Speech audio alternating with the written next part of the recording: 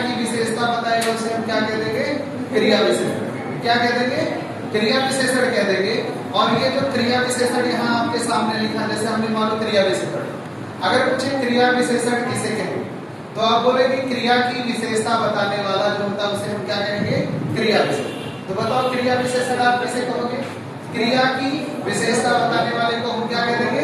क्रिया विशेषण कह देते हैं। और एक बात याद रखना है, अर्थ की दृष्टि से, जो अर्थ की दृष्टि से होता है, क्रिया विशेषण के कितने भेद होते हैं? 4 भेद होते हैं। कितने भेद होते हैं? 4 में 5 होता है। एक स्थानवाचक, कालवाचक, रीतिवाचक, परिमाणवाचक और गुणवाचक। तो अगर आपसे पूछे अर्थ की दृष्टि से क्रिया विशेषण के कितने भेद होते हैं, तो अर्थ की दृष्टि से क्रिया विशेषण के 5 भेद हो जाते हैं। स्थानवाचक, कालवाचक, रीतिवाचक, परिमाणवाचक और गुणवाचक हो जाता है। तो अगर हमने पूछा क्रिया विशेषण किसे कहेंगे, तो आप बोलोगे क्रिया की विशेषता बताने वाले को हम क्रिया विशेषण कह देते हैं। अगर पूछे अर्थ की दृष्टि से क्रिया विशेषण के कितने भेद होंगे, तो आप बताओगे कितने हो जाएंगे? 5 भेद हो जाएंगे। कितने भेद हो जाएंगे? 5 भेद हो जाएंगे। कौन कौन है? स्थानवाचक, कालवाचक, रीतिवाचक, परिमाणवाचक और गुणवाचक हो जाता है। जैसे अगर मैं बोलूं कि मोहन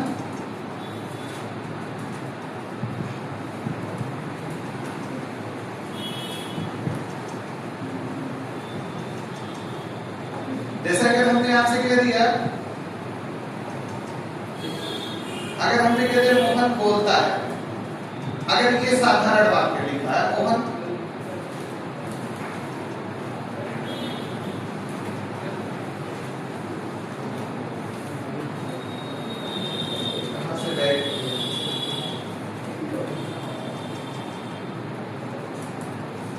अब जैसे देखो, अगर हमने कह दिया कि मोहन बोलता है, एक वाक्य हमने लिखा, लेकिन अगर हमने यहीं अगर ऐसे लिख दिया होता कि मोहन बहुत बोलता है, तो ये जो बोलता आपने लिखा है, इसी के पहले जो ये बहुत लगा, ये क्रिया की विशेषता बता रहा है, तो ये बहुत जो हो जाएगा ये क्या हो जाएगा?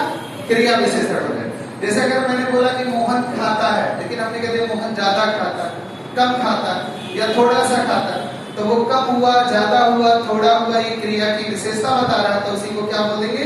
क्रिया विशेषण हो जाएगा। तो अगर पूछे क्रिया विशेषण किसे कहते हैं, तो आप बोलोगे जो क्रिया की विशेषता बताता है उसे हम क्या कहते हैं? क्रिया विशेषण कह देते हैं। तो अर्थ की दृष्टि से क्रिया विशेषण के कितने भेद हो जाएंगे? 5 हो जाएगा। स्थानवाचक, कालवाचक, रीतिवाचक, परिमाणवाचक और गुणवाचक हो जाता है। ठीक, तो ये जो स्थानवाचक होता है इसमें 2 भेद हो जाते हैं। स्थानवाचक में कितने हो जाएंगे? 2 भेद हो जाएंगे। एक हो जाएगा दिशावाचक, एक हो जाएगा स्थितिवाचक। दिशा में जैसे अगर हमने कह दिया दाएं, कह दिया, जैसे हमने कह दिया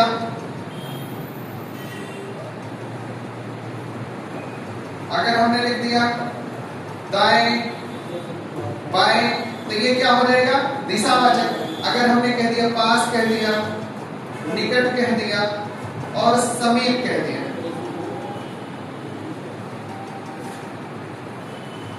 अब जैसे देखो पास, निकट, समीप हमने बोला। अगर हमने कह दिया मोहन बैठा है, तो ये तो साधारण वाक्य, इसमें क्रिया विशेषण तो नहीं है। लेकिन अगर हमने कह दिया मोहन सोहन के बाएं बैठा है, तो वो जो बाएं शब्द आया है वो क्रिया विशेष, बैठना तो क्रिया है, और दाएं बाएं, ऊपर नीचे, दाएं दक्षिण, जैसे हमने बोला दाएं हो गया, बाएं हो गया, ऊपर हो गया, नीचे हो गया, ये सब किसमें आएगा? दिशावाचक। अगर हमने कह दिया मोहन सोहन के बाएं बैठा, तो ये जो बाएं है वो क्रिया विशेषण का काम करते हैं। लेकिन अगर स्थिति में हमने बोल दिया कि मोहन सोहन के पास बैठा, तो बैठा है तो वो किसमें है? स्थानवाचक में। किसमें है? स्थानवाचक। तो अगर आपसे पूछा स्थानवाचक में दाएं बाएं पास निकट सब आ जाएगा एक साथ। अगर देखा जाए तो ये सारा का सारा किसमें आ जाएगा? स्थानवाचक में तो आएगा, लेकिन इसके कितने भेद बन रहे हैं? 2। एक हो रहा है दिशावाचक और दूसरा हो रहा है स्थितिवाचक। लेकिन अगर मैं बोलूं कि गीता सीता के बाएं बैठी है, तो ये आप बोलोगे दिशा है, आपने एक दिशा बोल दिया। अगर आपने कह दिया गीता सीता के पास बैठी है, तो वो जो है किसमें चला जाएगा? स्थितिवाचक में चला जाएगा। लेकिन जब स्थान पूछेगा तो दिशा और स्थिति दोनों उसी के अंतर्गत तो आएंगे। क्यों? क्योंकि स्थानवाचक वाचक के ही दो भेद हैं, दिशा और स्थिति। तो अगर मैं बोलूं कि सीता गीता के समीप बैठी है, इसमें अव्यय शब्द कौन है, तो आप कौन बोलोगे, समीप है।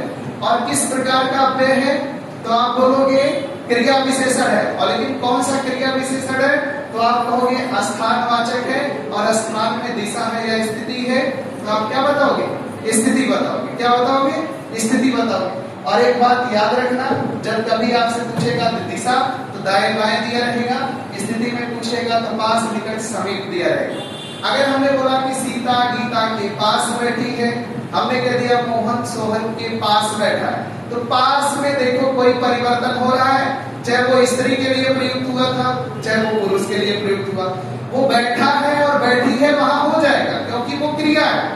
लेकिन जो क्रिया विशेषण होता है वो अव्यय शब्द होता है, इसके लिंग में परिवर्तन नहीं होगा, वचन में परिवर्तन नहीं होगा, जिस रूप में रहेगा वो उसी रूप में ही रहेगा। ये मेरी बात समझ में आई।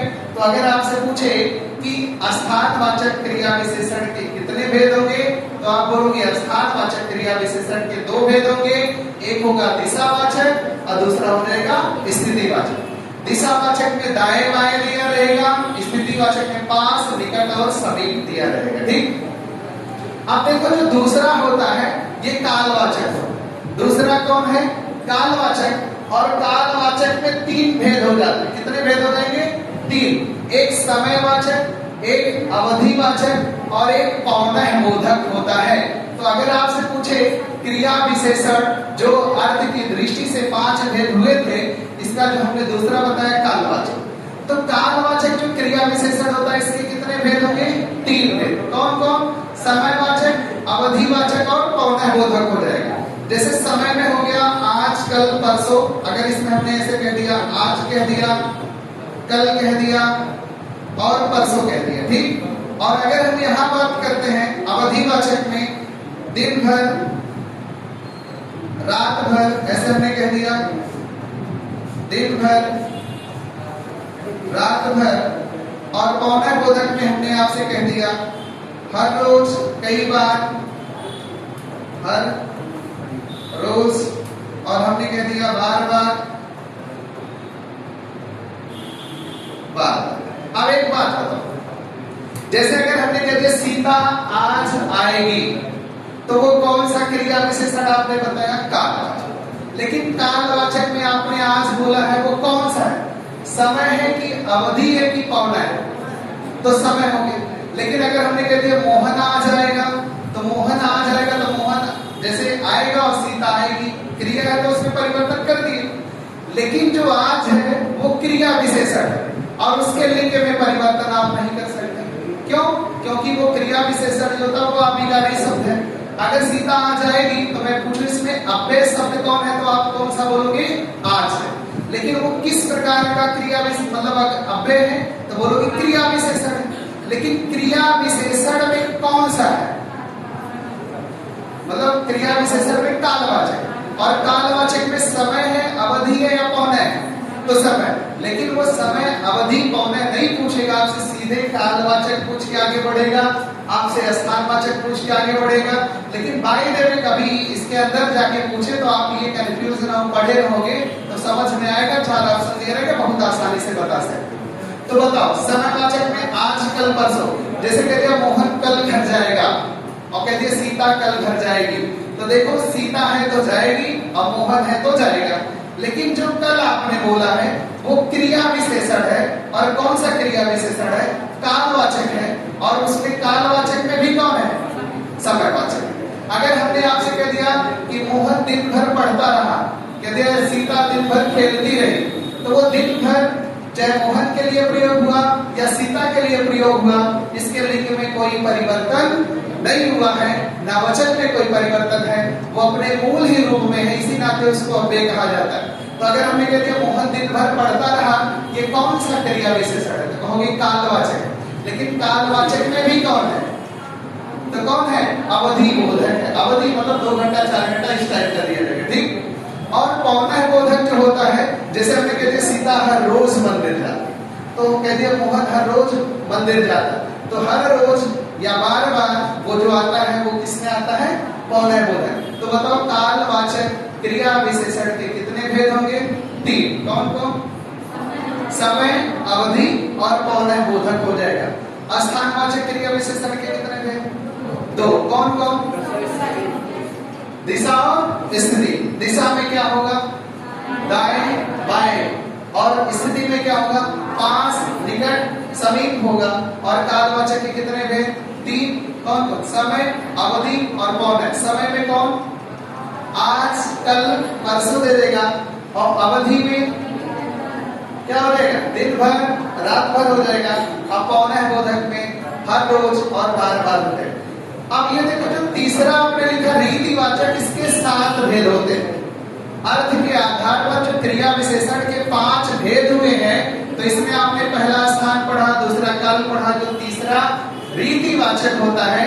रीतिवाचक के कितने भेद हैं? 7। एक करणवाचक है, दूसरा निषेधवाचक है, तीसरा स्वीकारवाचक है, चौथा प्रकार है, पांचवा निश्चय है, छठवां अनिश्चय है और सातवां प्रश्न है। तो अगर आपसे पूछे कि अर्थ के आधार पर जो रीतिवाचक क्रिया विशेषण है उसके कितने भेद हो जाएंगे, तो 7 भेद हो जाएगा। कितना भेद हो जाएगा? 7 भेद हो जाएगा। एक है करणवाचक, एक है निषेधवाचक, एक है स्वीकारवाचक, फिर प्रकारवाचक, निश्चयवाचक, अनिश्चयवाचक और प्रश्नवाचक हो जाता है। ठीक। अब जैसे देखो, करण में अगर हम लोग बात करेंगे तो इसमें आप बोलोगे, जैसे दिया रहेगा इसलिए, दिया रहेगा इसलिए, अतएव, इसलिए। अब इसमें जैसे मान लो हमने कह दिया निषेध में नहीं और मत, और इसमें हो जाएगा हाँ और ठीक हो जाएगा। और फिर इसके बाद अगर बात करेंगे प्रकार में अचानक, यूं ही अचानक हो जाएगा, निश्चय में हो जाएगा निसंदेह, निसंदेह हो जाएगा और बेशक हो जाएगा। और अनिश्चयवाचक में हो जाएगा यथासंभव, यथा संभव, कदाचित कह सकते हैं। और प्रश्नवाचक में कहां और क्यों। अब जैसे देखो, अगर आपसे पूछे रीतिवाचक क्रिया विशेषण के कितने भेद होंगे? 7। एक हो गया कारणवाचक, जैसे कहते सीता बीमार थी इसलिए पढ़ने नहीं आया, तो वो जो इसलिए एक कारण बताए, कहते राम बीमार था इसलिए पढ़ने नहीं आया। तो जो इसलिए है वो तो क्रिया विशेषण है। और कौन सा क्रिया विशेषण है? रीतिवाचक है।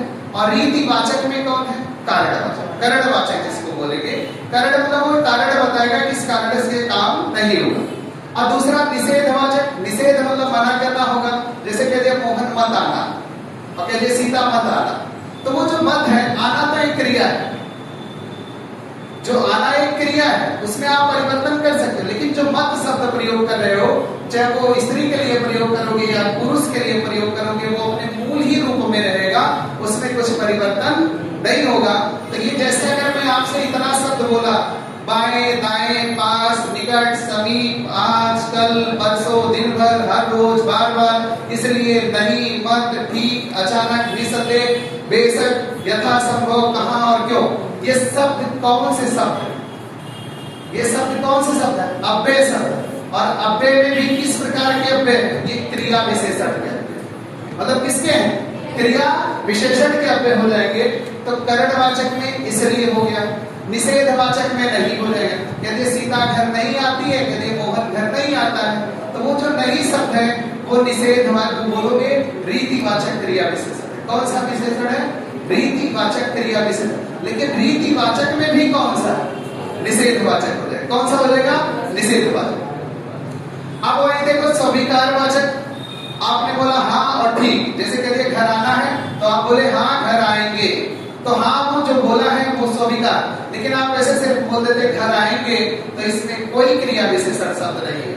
लेकिन आपने बोला हाँ घर आएंगे, तो वो जो हाँ शब्द है तो वो कौन सा विशेषण हो जाएगा? क्रिया विशेषण, रीतिवाचक। और लेकिन रीतिवाचक में कौन सा आप बोलोगे? स्वीकारवाचक हो जाएगा। कौन सा हो जाएगा? स्वीकारवाचक। एक देखो प्रकारवाचक, जैसे अचानक, यदि मोहन अचानक घर आ गया, यदि सीता अचानक घर आ गई, या कह दिया मोहन घर से अचानक चला गया, कहते सीता घर से अचानक चली गई। तो वो जो अचानक शब्द हो रहा है वो किस में चला जाएगा? प्रकारवाचक में। निश्चयवाचक में ठीक होता है, निसंदेह होता है और बेशक होता है। जैसे अगर हमने कह दिया निसंदेह चलेगा, कहते हमने मान लो किसी लड़के का नाम है मोहन, हमने बोला मोहन निसंदेह घर चले आना, और कहते सीता निसंदेह घर चले आना। वो जो निसंदेह बोला है वो किसके लिए? निश्चयवाचक में हो जाएगा और किसके अंतर्गत क्या है? रीतिवाचक क्रिया विशेषण के अंतर्गत आ जाएगा। और अनिश्चयवाचक में जैसे यथासंभव, हम बोलेंगे यथासंभव प्रयास करें कि आपका काम हो जाए, तो वो किस में आ जाएगा? अनिश्चयवाचक, मतलब वो संभव निश्चित नहीं है लेकिन निसंदेह से निश्चय हो जा रहा है।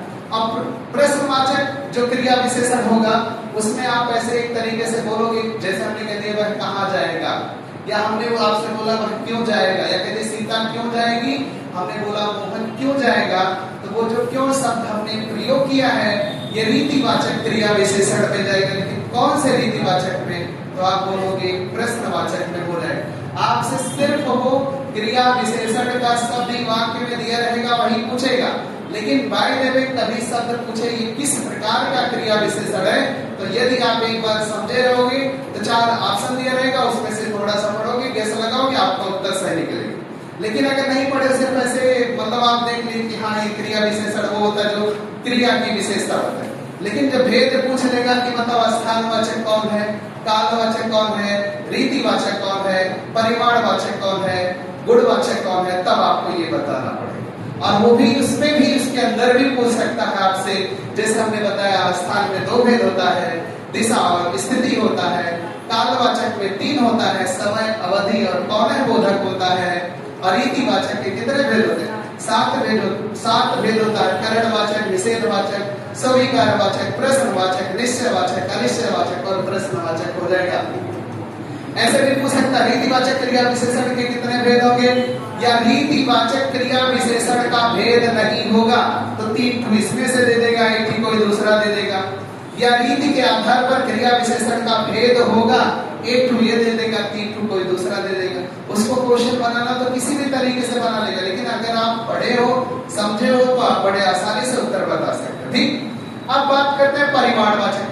परिमाणवाचक क्रिया विशेषण जो होता है इसके 5 भेद होते हैं। कितने होते हैं? 5। एक होता है पर्याप्ति। पर्याप्ति मतलब बड़ा, मतलब ज्यादा, ठीक है। जैसे आपसे हमने बोला कि चावल, जैसे कुछ खा गए तो हमने बोला चावल और दे, तो आप बोलेंगे ठीक है, मतलब आप चावल नहीं चाहिए, तो वो इसका मतलब वो पर्याप्त है। आपने बोला कि तुलना, आपने बोला इतना सा चावल, तो अब इतना सा चावल मतलब एक तुलना, इतना सा जो आया है वो किसके लिए आया है? तुलना के लिए। जैसे अधिक आप बोले चावल ज्यादा है, तो वो जो आप बता रहे हैं तो ज्यादा वो परिमाण ही बताया। अगर न्यूनता बोल देते कहते चावल थोड़ा सा चाहिए, तो वो न्यूनता हो जाएगा, चावल ज्यादा सा चाहिए तो अधिकता हो जाएगा, बोले चावल इतना सा चाहिए तो वो तुलना हो जाएगा, कहते चावल पर्याप्त है तो वो पर्याप्ति हो जाएगा। जैसे आप कुछ खा रहे हो, पानी पी रहे हो, मान लो आपने बोला पानी पर्याप्त है, मतलब जितना जरूरत है उतने के बराबर, लेकिन आप बोले कि इतना पानी चाहिए। किसी चीज में आप किसी चीज से संकेत करोगे कि इतना पानी चाहिए तो वो किसमें चला जाएगा? तुलना बोधक। आप बोले कि पानी ज्यादा है तो अधिक के बोधक। आपने बोला पानी कम है तो क्या हो जाएगा? जैसे आपने कह दिया बाल्टी में ज्यादा पानी रखा, वो ज्यादा जो है वो क्या है? ज्यादा जो है वो क्रिया विशेषण, लेकिन कौन सा क्रिया विशेषण? परिमाणवाचक। लेकिन परिमाणवाचक में भी कौन? अधिकता बोधक हो जाएगा। न्यूनता बोधक में आपने बोला पानी थोड़ा सा बचा तो वो न्यूनता बोधक हो जाएगा। या आपने बोला कि बाल्टी में थोड़ा सा पानी रखना, वो जो रखना तो क्रिया है, लेकिन वो जो थोड़ा सा आपने बोला वो क्रिया विशेषण। कहते बाल्टी में थोड़ा सा पानी रखना, तो वो जो थोड़ा सा आपने बोला है वो न्यूनता में चला जाएगा। तो बताओ परिमाणवाचक के कितने भेद होंगे? 5। कौन कौन? पर्याप्ति, फिर तुलना, अधिक और न्यूनता हो जाएगी। पर्याप्त में जैसे होगा आप बोले काफी है, ठीक है, बराबर है। जैसे आपने कह दिया कॉफी ठीक, और इसमें तुलना में इतना सा उतना सा हो जाएगा। अधिकता वाले में हो जाएगा बहुत बहुत हो जाएगा। और फिर न्यूनता में जरा सा थोड़ा सा हो जाएगा, जरा सा थोड़ा सा। और इसमें हमने कह दिया आधिक्य में ये क्रमवाचक में हो जाएगा थोड़ा थोड़ा थोड़ा थोड़ा। अब एक बात है, अगर आपसे पूछे कि पर्याप्ति ये परिमाणवाचक विशेषण के कितने भेद होंगे तो आप कितना बताओ? 5। कितना होगा? 5। पहला होगा, आप लोग लिखो मत, पहले समझ लो, मैं ग्रुप में पूरा इसका नोट्स भेज दूंगा, जैसे सारे टॉपिक का भेजता हूँ, लिख के पूरा भेज दूंगा, उसको आप लिख लीजिएगा। अभी लिखोगे समझोगे दोनों एक साथ नहीं हो पाता। आप पूरा अच्छे से समझ लो, फिर टाइम दे देंगे, फोटो खींच लेना या लिखो, पेज भेज देंगे, लिख लेना, जो भी रहेगा। ठीक। अब जैसे देखो यहाँ जो मैं बात कर रहा हूँ परिमाणवाचक में, इसके कितने भेद हुए? 5। एक हुआ पर्याप्ति, पर्याप्ति मतलब बराबर, ठीक की वजह से कहते हैं ठीक है, कॉफी है, कॉफी मतलब पीने में काफी, कोई चीज कहते हैं मतलब ज्यादा पर्याप्त मात्रा में। ठीक। जैसे तुलना में इतना सा उतना सा, और आपने अधिक में बोला बहुत है, जैसे कहते हैं खाना, मैं बोलूं कि मोहन बहुत पैसा रखा, तो यह कहते हैं मोहन बहुत चावल रखा, रखना तो क्रिया, तो वो जो बहुत है वो क्या है? क्रिया विशेषण हो जाएगा इस टाइप। और यहाँ जैसे हमने बोला अधिक में बहुत दिया होगा, न्यूनता में जरा सा थोड़ा सा। अगर आप पानी पीने बोले कि जरा सा पानी पिएंगे, तो पीना तो क्रिया है, यदि मोहन जरा सा पानी पीता है, यदि सीता जरा सा पानी पीती है, तो सीता है तो पीती है, मोहन है तो पीता है, आप बोले क्योंकि वो क्रिया है। लेकिन जरा सा आपने दोनों के लिए बोला, तो वो किस में जाएगा? परिमाणवाचक। लेकिन परिमाण का कौन सा भेद होगा? तो बताओ, परिमाण में कौन सा होगा? न्यूनता। और क्रमवाचक में थोड़ा थोड़ा सा। जैसे मैंने हमने कह दिया किसी को कोई चीज आप खिला रहे थे, मोहन को खाना थोड़ा थोड़ा सा देना, तो थोड़ा, या कहते सीता को खाना थोड़ा थोड़ा सा देना, तो वो जो देना तो क्रिया हो गया। मोहन तो एक तरीके से जैसे संज्ञा सर्वनाम जैसे जो भी हो सकता हो, मोहन तो संज्ञा हो जाएगा या खाने वाला हो जाएगा, कर्ता हो जाएगा। कहते मोहन थोड़ा थोड़ा खाता है, मोहन थोड़ा थोड़ा खाता है, या कहते राधा ज्यादा ज्यादा खाती। तो थोड़ा थोड़ा ज्यादा ज्यादा जहां आएगा कोई चीज रिपीट करेगा तो वो क्रम बोधक हो जाएगा। थोड़ा थोड़ा ज्यादा ज्यादा वो किसमें चला जाएगा? क्रम बोधक। तो आप हमें बताओ कि परिमाणवाचक क्रिया विशेषण के कितने भेद होंगे? 5। कौन कौन? पर्याप्ति, तुलना, अधिक और न्यूनता बोधक हो जाएगा। ठीक। और जो गुणवाचक है, जैसे हमने कह दिया कोयल, अगर हमने कह दिया कोयल मीठी बोलती, जैसे बोलना तो क्रिया है, लेकिन मीठा जो होगा वो कौन सा होगा? मीठा और मीठी दोनों आप प्रयोग कर सकते हो।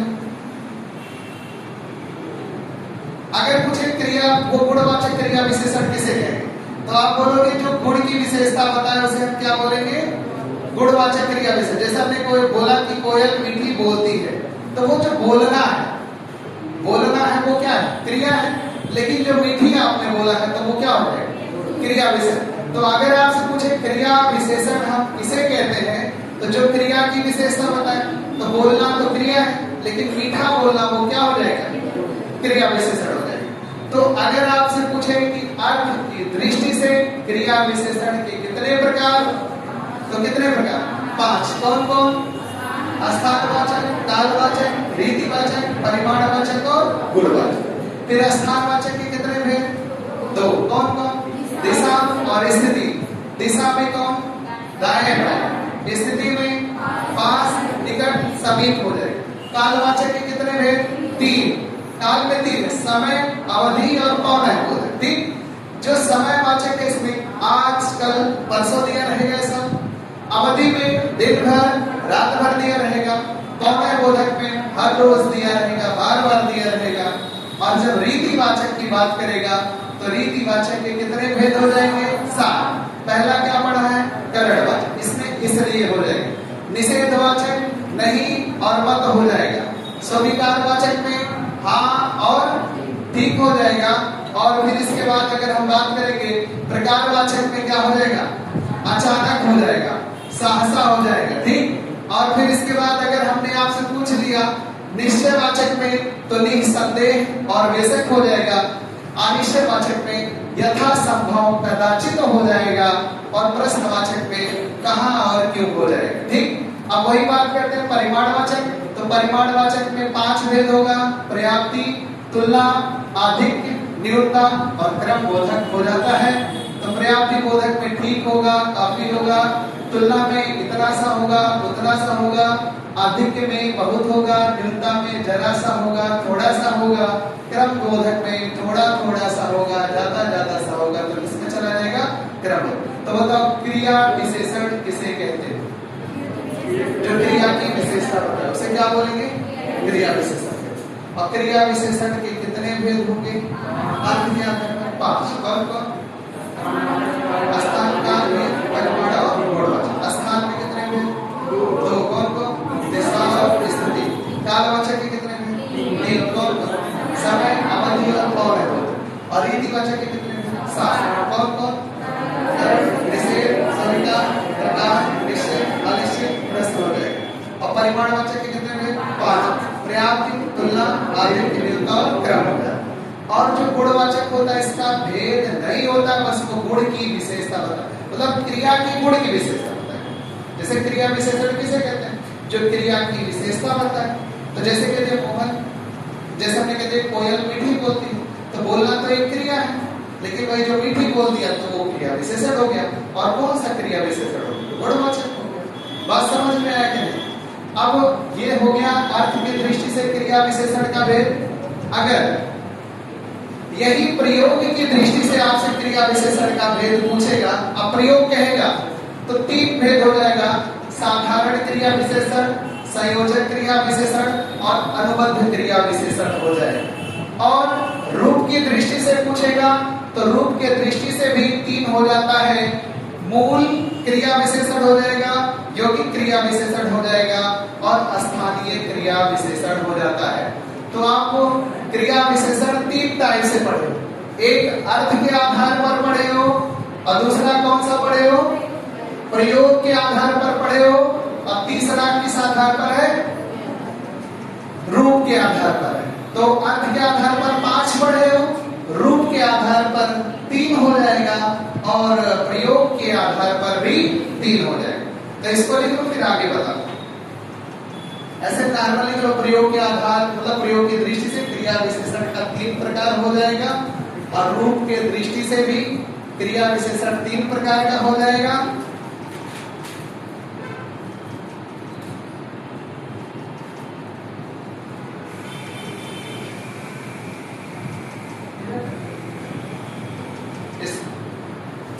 तो प्रयोग की दृष्टि से कौन कौन? साधारण, संयोजक और अनुबंध बोधक। कौन कौन? साधारण, संयोजक और अनुबंध बोधक हो जाएगा। और वैसे बात करेंगे रूप की दृष्टि से कौन कौन है? मूल, यौगिक और स्थानीय हो जाएगा। मूल, यौगिक, स्थानीय हो जाएगा।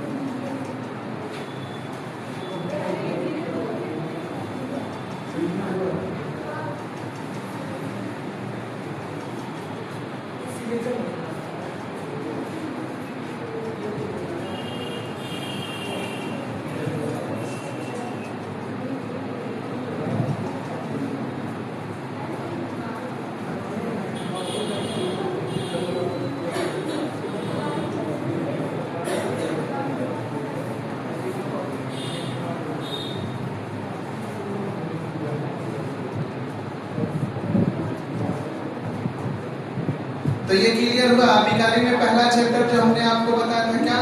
क्रिया विशेषण, दूसरा संबंध बोधक, तीसरा समुच्चय बोधक और चौथा क्या हो जाएगा?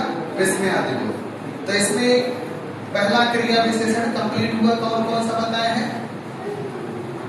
पहला अर्थ के आधार पर कितना बताया? 5, फिर प्रयोग के आधार पर 3 और फिर रूप के भी आधार पर 3। अगर ये समझ जाते हो तो ये क्रिया विशेषण का यहाँ एक टाइप खत्म।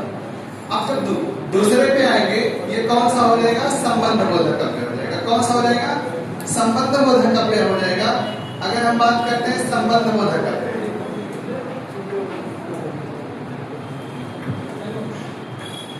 जैसे संबंध बोधक अव्यय होता है संज्ञात्मक सर्वनाम का संबंध,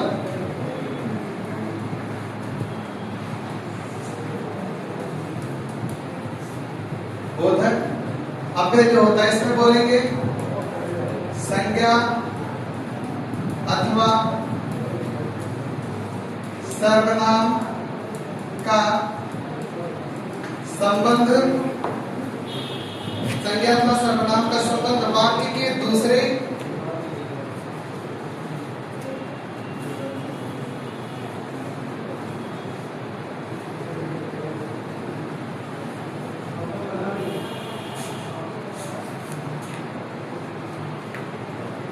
संज्ञात्मक सर्वनाम का संबंध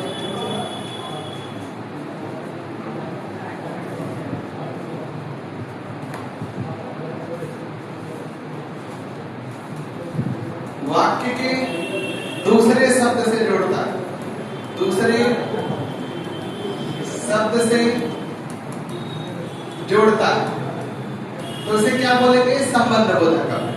तो अगर आपसे पूछे संबंध बोधक अव्यय क्या होगा, तो बोलोगे संज्ञात्मक सर्वनाम का संबंध वाक्य के दूसरे शब्दों से जोड़ता है, उसे संबंध बोधक अव्यय कहेंगे। उसे कौन सा अव्यय कहेंगे? संबंध बोधक अव्यय कहेंगे। और ये जो संबंध बोधक अव्यय होता है इसके कितने भेद होते हैं? 13 भेद होते हैं। अगर पूछे अर्थ के आधार पर ये जो संबंध बोधक अव्यय होगा इसके कितने भेद होंगे? 13 भेद। अब यही 13 भेद अगर हम देख लेते हैं तो ये संबंध बोधक अव्यय का चैप्टर भी क्लियर हो जाएगा। तो जैसे अगर इसमें हम बात करें संबंध बोधक अव्यय में पहला मान लो हमने दे दिया कालवाचक, मान लो हमने लिखा पहला काल वाचक हो जाएगा, दूसरा हो जाएगा स्थानवाचक, स्थान वाचक हो जाएगा, और तीसरा जो हो जाएगा सादृश्य वाचक हो जाएगा, सादृश्य वाचक हो जाएगा, और चौथा जो हो जाएगा तुलना बोधक हो जाएगा, तुलना बोधक या वाचक दोनों में से कोई भी कह सकते हो, तुलनावाचक। तो जैसे हमने कालवाचक में लिखा है तो कालवाचक में बाद होगा, बाद होगा, पहले होगा, और फिर बाहर होगा, भीतर होगा, बाहर हो सकता है, भीतर हो सकता है, और हमने कह दिया सादृश्य में समान, समान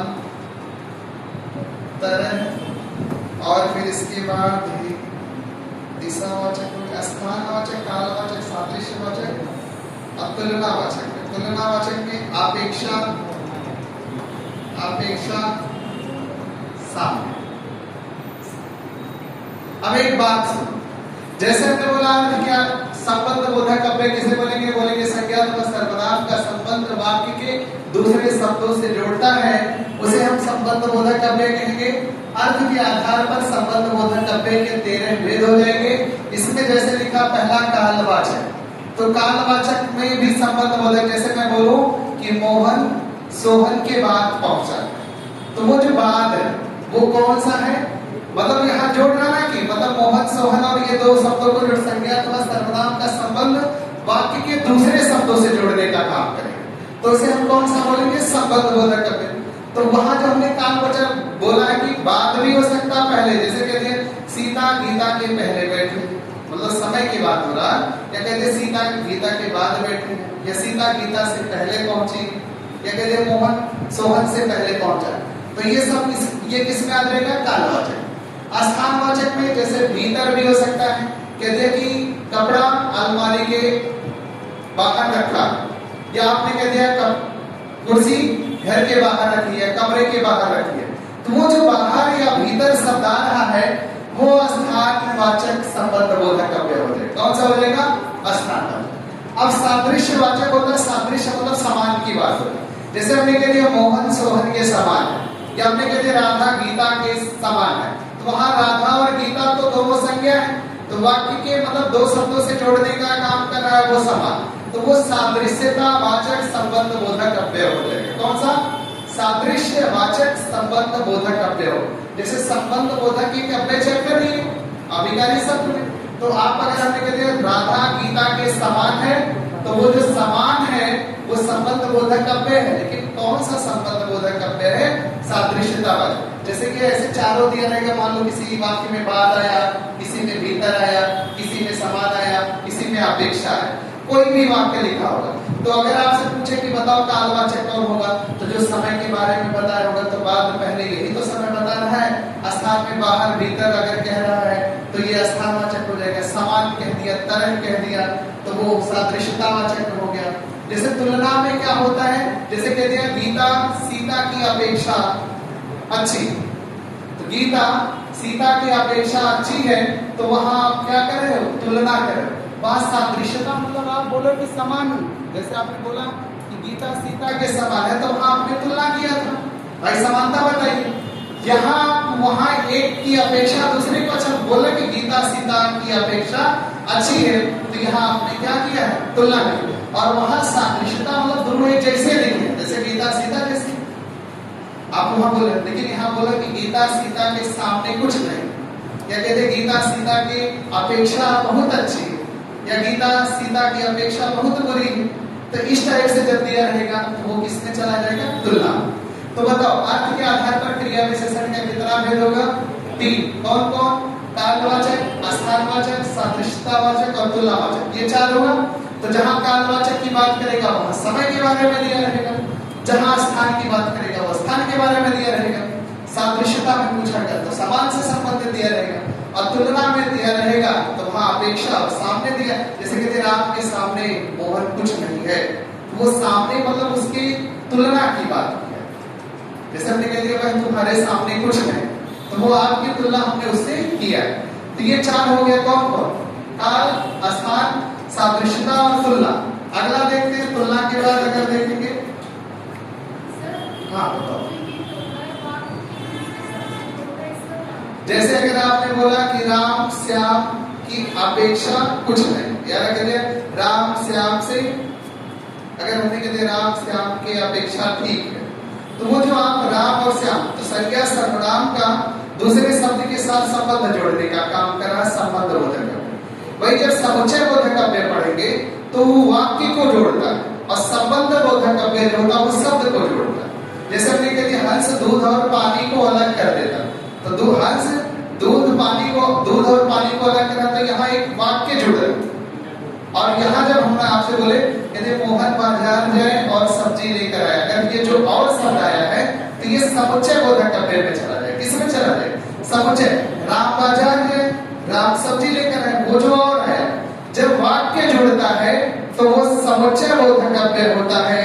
और जब शब्द जुड़ रहे हैं, राम सीता की अपेक्षा अच्छी है, तो राम सीता अगर आपने बोला है तो वो जो अपेक्षा शब्द आया है वो संबंध बोधक अव्यय है। संबंध बोधक दो शब्दों के बीच जोड़ने का काम करता है, और जो समुच्चय बोधक होता है वो वाक्यों को जोड़ने का काम करता है। और वो ऐसे शब्द दिया रहेगा, इतना कठिन आपसे नहीं पूछेगा, लेकिन अगर आप पढ़े रहोगे, क्वेश्चन सॉल्व किए रहोगे, तो आपको ये पता रहेगा कि हाँ अगर ऐसा कभी भी पूछेगा तो मैं क्वेश्चन कर ले रहा हूँ। मेरे बताने का आशय यही इतना है, अन्यथा हम ऐसे अव्यय चैप्टर कहते हैं कि अव्यय ये है, और फिर इसके बाद ये और हो, लेकिन हो, किंतु हो, परंतु हो, अथवा हो, या हो, दिन भर हो, रात भर हो, बाहर हो, भीतर हो, तेज हो, बहुत हो, ज्यादा हो, कम हो, यही अव्यय सब यही होता है। लेकिन उसमें आप समझ रहे हो कि कौन मतलब क्रिया विशेषण का है, कौन संबंध बोधक का है, कौन समुच्चय बोधक का है, कौन विस्मयादि बोधक का, ये चीज में बता रहा हूं। ठीक, तो अब अगर हम बात करते हैं, 4 हमने आपको बता दिया था। अब 5वें की बात करते हैं, दिशा, स्थान, हेतु और विषय। दिशा, स्थान, हेतु और विषय। तो कितना हुआ था? 4 हुआ, तो 5, 6, 7, 8, 9, 10, 11, 12 और 13। तो 8वां अगर मैं बात करूं हेतु के बाद, हेतु विषय के हेतु और विषय, और फिर इसके बाद व्यतिरेक और विनिमय, व्यतिरेक और विनिमय, व्यतिरेक विनिमय, विरोध सहचर और संग्रह, विरोध सहचर और संग्रह।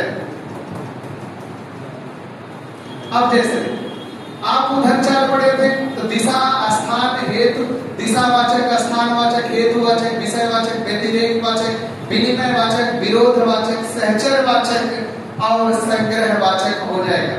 तो आपको ये 13 का 13 शब्द याद नहीं रखना, लेकिन अब जब आप पढ़े रहोगे कि दिशा में दिया रहेगा तो वहां का दिया रहेगा, स्थान में दिया रहेगा तो वहां स्थान में का दिया रहेगा।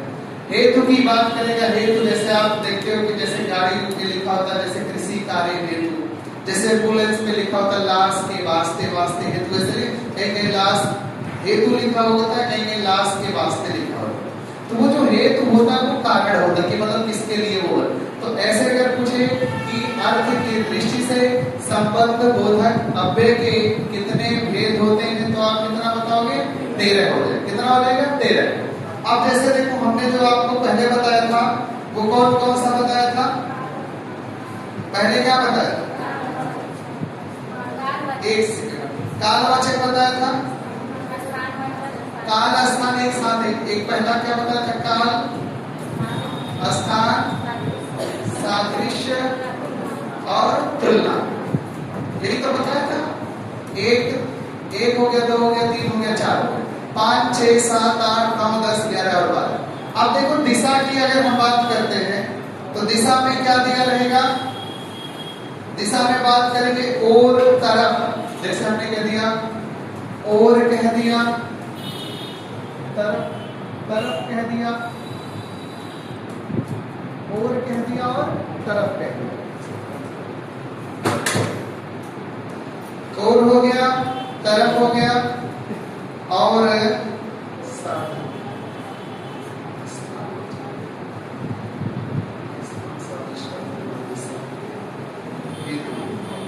हेतुवाचक में हेतु वास्ते के लिए, हेतु वास्ते के लिए हो जाए। और इसमें एक जो लिखा है स्थानवाचक, बाहर भीतर, स्थान 2 बार हो गया ना, स्थान एक बार यहाँ हुआ है।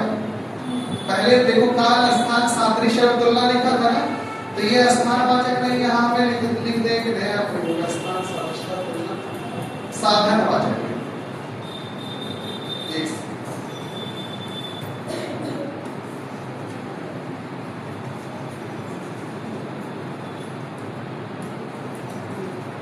साधन वाचक हो जाएगा। सब में वाचक शब्द आप जोड़ सकते हैं। साधन वाचक की जब बात करेंगे तो इसमें हो जाएगा सहारे द्वारा, जरिए, मार्फत, सहारे द्वारा, जरिए, मार्फत। तो सहारे हो गया, द्वारा हो गया, जरिए हो गया, मार्फत हो गया, हेतु वास्ते के लिए हो गया। ठीक। और विषय में जब हम बात करेंगे तो विषय में हो जाएगा भरोसे, भरोसे हो जाएगा, और हेतुवाचक हो गया, और फिर व्यतिरेक वाचक में हो जाएगा बिना, अलावा, सिवा, और फिर इसके बाद विनिमयवाचक, जगह,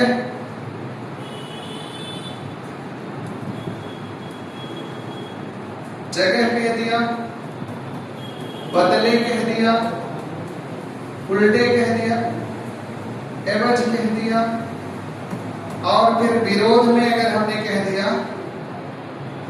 विरोध में विपरीत, खिलाफ, विपरीत, खिलाफ, और फिर इसके बाद सहचर में हमने कह दिया संग, साथ और सहित, और फिर इसमें अगर हमने बात कर लिया संग्रहवाचक में भर, मात्र भर और प्रयत्न। अब जैसे देखो, इसमें कुछ करता नहीं, जैसे दिशावाचक बोले कह दिए राम श्याम की ओर देख रहा, और कह दिए सीता गीता की ओर देख रही, या सीता गीता की तरफ देख रही। तो ये जो तरफ शब्द आया वही अव्यय है, लेकिन वो कौन सा अव्यय है? संबंध बोधक अव्यय। लेकिन संबंध बोधक अव्यय में कौन सा प्रकार है? तो आप बोलोगे दिशावाचक हो जाएगा। कौन सा हो जाएगा? दिशावाचक। भाई अगर हमने साधनवाचक कह दिया, साधन मतलब होता माध्यम, एक कारण होता है। जैसे हमने कह दिया वह तुम्हारे जरिए यहाँ तक पहुंचा है, या कह दिया मोहन सोहन के जरिए यहाँ आया, तो वो जो जरिए है वो साधन हो गया, एक माध्यम होगा उसका। जैसे हमने कह दिया वह तुम्हारे सहारे जी रहा है, तो वो जो सहारे बोला है तो एक साधन हो जाएगा। अगर यहाँ देखो हेतुवाचक में, तो हेतुवाचक में जैसे हमने आपको बताया कि गाड़ी होता है कृषि कार्य हेतु लिखा होता है, निजी कार्य हेतु, बहुत जैसे गाड़ी होती है ना लोग लिखा रहता है, तो कृषि कार्य हेतु या लाश के वास्ते लिखा होता है, तो वो हेतुवाचक हो जाएगा। विषयवाचक में हो जाएगा भरोसे शब्द दिखेगा। व्यतिरेक वाचक का मतलब वो होता है जहां एक के अलावा कोई दूसरा ना हो। जैसे हमने बोला कि तुम्हारे बिना एक काम नहीं होगा, या कहते तुम्हारे बिना वो नहीं रह सकता, कहते राम श्याम के बिना नहीं जी सकता, तो वो जो बिना शब्द आया वो व्यतिरेक वाचक हो जाए। जैसे कहते हुए तुम्हारे सिवा, या मैं बोलूं कि यह बात तुम्हारे सिवा कोई नहीं जानता, तो वो जो सिवा है वो किस में आया? वो व्यतिरेक वाचक में आ जाएगा। तो व्यतिरेक वाचक में बिना हो जाएगा, अलावा हो जाएगा और सिवा हो जाएगा। जैसे कहते हैं तुम्हारे अलावा कोई नहीं जानता, वो जो अलावा शब्द प्रयोग किया है वो व्यतिरेक वाचक के लिए प्रयुक्त होता है। विनिमय वाचक, जैसे आप लोग पढ़ेंगे विनिमय का मतलब होता है एवज में किसी, जैसे हमने कह दिया, जैसे पहले सिंधु घाटी सभ्यता में पढ़े होंगे कि मुद्रा का प्रचलन नहीं था, तो विनिमय पढ़ा लेंगे। तो विनिमय का मतलब जैसे मान लो आपके पास चावल है और किसी के पास गेहूं है और आपको गेहूं की जरूरत है उसको चावल की, तो आप बोलोगे चावल की जगह गेहूं दे दो, या गेहूं की जगह चावल ले लो। तो वो कह दिया गेहूं के बदले चावल ले लो, गेहूं के बदले चावल ले लो, ऐसे बोला ना क्या चीज? एवज कहते हैं इसके एवज में। जैसे मान लो हमने आपको पढ़ाया तो आपने बोला इसके एवज में सर जैसे फीस, लेकिन यहाँ तो ये निःशुल्क शिक्षा दी जाती है। लेकिन मान लो जैसे आप किसी संस्था, प्राइवेट संस्था में पढ़े, ये तो सरकार द्वारा संचालित, तो कहते हैं कि पढ़ाई के एवज में आपको ये तो मान लो पढ़ाई के एवज में जैसे फीस पैसा नहीं कोई दे पा रहा, तो इसके एवज में कहेगा सर आप ये ले लीजिए। जैसे कोई सामान रहा या कोई वस्तु रहा जिसकी उस व्यक्ति को जरूरत है, तो उसके एवज में, जैसे आप कह दिए पैसे की एवज में जो कोई दूसरा वस्तु है, तो वो एवज का मतलब हो जाएगा इसमें विनिमय वाचक में चला आएगा। जैसे अगर हमने आपसे कह दिया विरोध वाचक में, तो विरोध में विपरीत हो सकता है और खिलाफ शब्द हो सकता है। सहचर मतलब होता है साथ में चलना, सहचर एक मित्र का पर्यायवाची होता है, संग साथ और सहित, कहते मोहन सोहन के साथ जाएगा, तो वो जो साथ शब्द आया है वो अव्यय शब्द है, और वो भी कौन सा अव्यय है? संबंध बोधक अव्यय है। और संबंध बोधक अव्यय में कौन सा अव्यय होगा? तो आप बोलोगे सहचर। अब वहां जब ऑप्शन दिया रहेगा तो 4 ही ऑप्शन दिया रहेगा। वैसे आपके दिमाग में ये 13 ऑप्शन चल रहे कि ये 13 में से कौन होगा, और जब 4 ऑप्शन दिया रहेगा पढ़ोगे वो देखोगे कि इसका अर्थ क्या हो रहा है, ये किस कौन सा शब्द देके पूछ रहा है, आप आसानी से बता दोगे। तो अगर मुझे अर्थ के आधार क्या चीज संग, संग जैसे कहते हैं मोहन सीता संग गीता, नहीं मोहन संग सीता, ऐसे नाम संघ नहीं, संघ कह सकते हो इसको, संघ भी लिखिए, यहाँ संघ जैसे लिखा संघ कह सकते हो, संघ। कोई संघ जैसे कहते हैं मान लो जब होता है कि कार्ड पे लिखा होता है कि रीता संग मोहन, ऐसे मान लो लिखा ना, तो वो संघ है, वो संघ होता है, संघ मतलब वो साथी होता है, तो वो सहचर हो जाएगा। ठीक। और संग्रह में जैसे मात्र भर प्रयत्न हो जाएगा, कहते दिन भर एक तरीके से दिया है, कहते मोहन दिन भर काम करता है, तो वो एक तरीके से संग्रह हो जाएगा। तो अगर आपसे पूछे कि बताओ अर्थ के दृष्टि से क्रिया विशेषण के कितने भेद होंगे, तो अर्थ की दृष्टि से क्रिया विशेषण का 13 भेद हो जाएगा। पहला कौन है? कालवाचक, दूसरा स्थानवाचक, तीसरा सादृश्यतावाचक, चौथा तुलनावाचक, पांचवा दिशावाचक, छठवां साधनवाचक, सातवां हेतुवाचक, सातवां विषयवाचक, 7वां नहीं 8वां है विषयवाचक, 9वां व्यतिरेक, 10वां विनिमय, 11वां विरोधवाचक और 12वां सहचरण और 13वां संग्रहवाचक हो जाता है। आपको इतना पूरा बहुत बस पढ़ने पूरा घटना नहीं है, बस खाली पढ़ लो और उसका कभी जब इसको ग्रुप में भेजोगे ऐसे सारे शब्द लिख रहे हैं, इसमें और भी लिख, अब दो चार शब्द लिख और आप उसको लिखोगे समझोगे, फिर इसके बाद जब टेस्ट होगा जैसे एक चैप्टर खत्म, अब पूरा जब खत्म हो जाएगा तो लगातार 3-4 दिन तक 100 150 क्वेश्चन का टेस्ट, जैसा भी मान लो जब तक पढ़ा ना तब तक चला गया, खत्म हो जाएगा। हाँ एक साथ नहीं करेंगे, एक पहले 3 जैसे मान लो 3-4 चैप्टर का एक साथ देंगे, फिर एक साथ जब खत्म हो जाएगा तो एक साथ। ये जरूरी नहीं कि जो मान लो आपको 30 क्लास मिला है पर्टिकुलर मैं वो तो पढ़ाऊंगा खत्म, लेकिन इसके बाद एक्स्ट्रा भी मैं 2-4 क्लास लगा के मतलब क्वेश्चन कंप्लीट करवाऊंगा कि कम से कम आप जो पढ़े हो तो कम से कम ये समझो कि हमने ऐसा पढ़ा ऐसा ही क्वेश्चन पूछा जाता। अन्यथा पढ़ लो सबको समझ में आ जाए, क्वेश्चन करने का तरीका ना पता है तो फिर कोई मतलब नहीं बनेगा। तो आप पढ़ाई के साथ साथ क्वेश्चन भी साथ होगा। 30 क्लास जो आपको मिला वो तो मैं पूरा पढ़ाऊंगा ही पढ़ाऊंगा, उसके साथ साथ 2-4-6 क्लास जो भी एक्स्ट्रा लगेगा लेकिन मैं उसको पढ़ा के कंप्लीट करूंगा, मतलब कुछ छूटेगा नहीं। तो ये आपको हमने 2 चैप्टर पढ़ा, एक संबंधवाचक ये क्रिया विशेषण हो गया और दूसरा कौन सा हो गया